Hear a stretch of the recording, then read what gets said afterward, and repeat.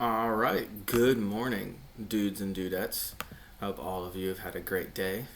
One take, everybody knows the rule. For today, we're going to be starting Unit 3 of AP Comparative Government. Unlike Unit 4 is a rather small unit comparative to Unit 3 because Unit 4 you've essentially already talked about most of it in Unit 1 and 2. Unit 4 would be kind of a review. So for Unit 3, we're going to be going through individual points. So for today, we're going to be going through civil society. And the reason is because the detail is just a lot more in Unit 3. There's more things to get into the nitty-gritty about. So for topic 3.1 and 3.2 is civil society and political culture. This is talking about the actual ideologies, how people function inside of their societies. And that is important to understand because even though a government might be authoritarian does not mean that a civil society can't function. Or vice versa. Just because you're in a democracy or a democratic regime does not mean that your civil society is automatically free and fair. That's not how that works. So what is a civil society? A civil society is a group of people that are not part of the state, so they're not funded by the government. They are usually a local religious or neighborhood organization. So that can be your neighbors coming together and having conversations, or that can be a group of people inside of a state that have similar ideologies and they communicate about issues, or they find solutions, or they do something. It is just where a group of local people who are not connected to the government, not connected to the state in any way, shape, or form, and they try to talk about issues. So it can be something as simple as your friends talking together in your gated community, all the way up to NGOs or non-governmental organizations. The things that we know personally is NGOs. Most people know NGOs. NGOs can be like Feed and Vet Starving Children. It can be like the World Wildlife Foundation, etc., etc. These are not part of the government, but their goal is to talk about a problem and provide solutions. So that's really just what a civil society is. And even though civil societies are not political, they are an agent of democratization. So it would be a way to show that an authoritarian regime isn't the most authoritarian.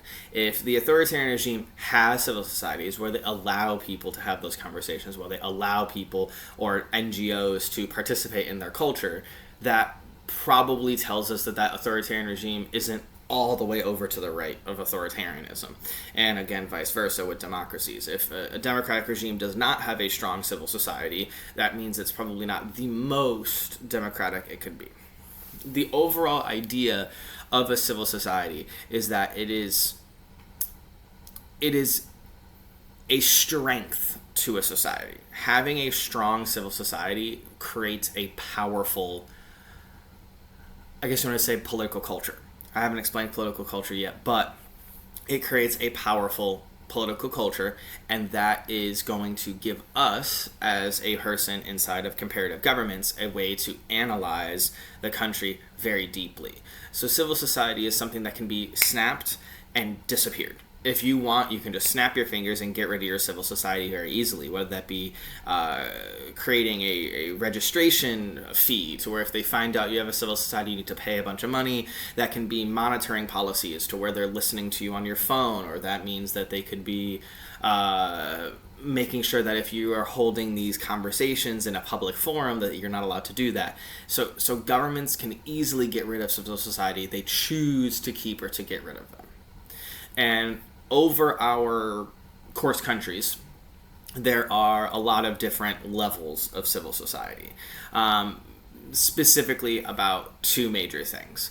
The overall variation of our civil societies are usually between one of two things. It's either through the fact that this organization has had a home and power and it's known inside that country, and they are doing something that is not directly connected to the government. So, like the World Wildlife Foundation, they are not attacking the government. They are just trying to make sure that animals don't go extinct. That is one type of civil society that we see inside of our course countries. The other can be specifically going after the government. That they are a civil society that are saying the government didn't do what they said that they were going to do, we need to stop that. Holding protests, etc., etc. So those are two major types of civil societies inside of our course countries. Every single one of the course countries will react differently to each one of those. Obviously, as we could assume, a authoritarian government would be less happy with exposing the government, and the democratic countries should be a little bit more pro the exposing the government types of civil society. But those are kind of the two main types of civil society. And then overall, the way to look at it is that we can easily describe a country's authoritarianism by just how much they restrict those NGOs. So potentially a question could just say, which country would be most likely to restrict NGOs? And then you would just pick one of the authoritarian countries, right? Overall, the idea of a civil society is trying to protect our civil liberties, and highlight problems inside the government. That is typically what these NGOs and civil society organizations are doing, and overall, that is going to be pretty easy to pick and choose which countries in our course countries are going to be allowing this. So, I mentioned before political culture. These two kind of just go hand in hand. The reason why political culture goes really well with talking about civil society is that political culture is just the combined attitude of our civil societies. That's about it. So if we have very strong civil societies and we have very diverse civil societies, our political cultures are going to be very diverse and very independent. And that just connects. If there's no civil societies, then our political culture is probably not going to be very open. So typically the idea of a political culture and the concept of a political culture is trying to set these expectations of what we need to see inside of a society. So many political cultures, you kind of can't say, oh, this country's political culture is XYZ. We can say on a general perspective that this political culture is more liberal. This general culture is a little bit more reserved, right? That's what we can kind of get to. And the reason is because it's influenced by geography, by religion, by history, by political history, by population, there's so many things that can impact our political culture that we can't explicitly say this is the exact political culture of the UK or Nigeria. We can't say that. But what we can say is that we know the political culture of Nigeria is going to be impacted due to colonialism. We know for a fact that political culture in Iran is impacted by Islamic beliefs. We know for a fact that political culture in the UK is impacted by immigration. We know that. We can say that, but we can't say that a political culture is blank, blank, blank, blank, blank. We can say it's been impacted, but we don't actually know what is the true political culture because it's so diverse.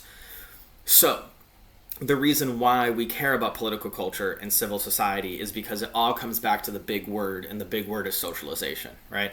If we're ever talking about a society, we need to talk about socialization. And political culture is just the process of socialization. When we take socialization and we take away the aspect of like personal socialization, and we take away the aspects of like, I guess you want to say the grand concept of socialization, what makes you you, it's more talking about in this course, and this topic is going to be more focusing on the fact that socialization is political culture, and political culture is essentially created due to our socialization. Because socialization is the school you go to, the family you have, the religion you are, right? That is essentially political socialization at the same time. And we're acquiring those one's beliefs through that socialization. So our political culture and socialization for this class is essentially combined. In the real world, right, when we're not just focusing on comparative government, political socialization, or socialization generally speaking, is a lot more broad, right? So we need to understand that socialization is critically impacted by our political culture, because our family has political culture, our schools, our friends, our religion, our media are all politically inclined, right? If you're surrounded by people who are all conservative, you are more likely to become conservative. So just naturally, that's how that works. And it's a very common kind of like meme of that a girl that is born in a conservative family ends up going to university and she becomes a liberal and she dyes her hair. It's just because her entire life she never had the opportunity to express those feelings because everyone around her didn't express those feelings. So when she went to a new environment with a new political socialization and a new form of socialization, she ended up having an opportunity to express herself in a way that fits that political socialization, right? And the overall ending result of political socialization and political society and social society and political culture, whatever terms you want to use, is that the overall idea is that governmental pressures are going to impact political values and political society, which then impacts your socialization. So it's kind of like a domino effect. It's saying that if the government is highly strict on civil societies and political culture, then inevitably your socialization is unable to have that freedom. So overall speaking, the idea of civil society and political culture is very simplistic. It is just saying that with a government, it is the top of that pyramid, and everything below it is unable to kind of express itself naturally. So if you have at the top a very conservative government, highly likely our civil societies are unable to be, I guess you want to say, vocal. And below that is going to be your political value or your political society. And that's going to be very limited.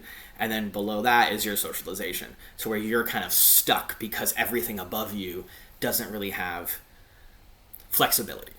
And then vice versa, obviously.